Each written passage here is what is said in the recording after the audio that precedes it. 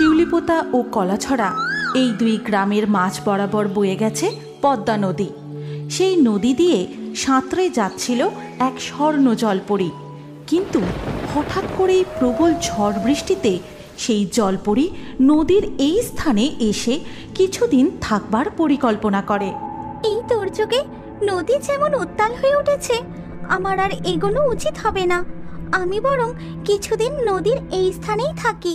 এই শিউলিপোতা ও কলাছড়া গ্রামের বেশিরভাগ মানুষই পেশায় ছিল জেলে, তাই এই নদী ছিল তাদের একমাত্র ভরসা।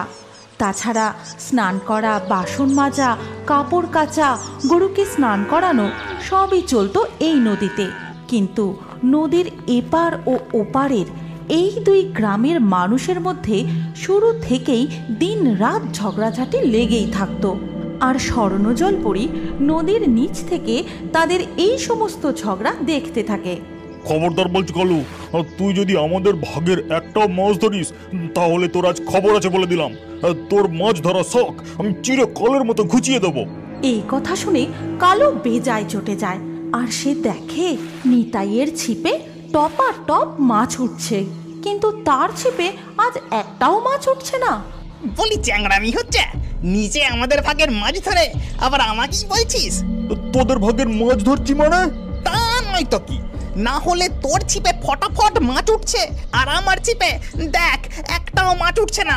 সে তুই মাছ ধরতে জানিস না তাই উঠছো না, নাচ না জানলে আবার উঠোনের দোষ। কি বললি তুই? তোর এত সাহস? আমি মাছ ধরতে জানি না? আরে এই গ্রামের লোকগুলো তো ভারী অদ্ভুত, একে অপরের সাথে কেমন ঝগড়া করে। ব্যাস শুরু হয়ে যায় আবার ঝগড়া, যা প্রায় অনেকক্ষণ ধরে চলতে থাকে।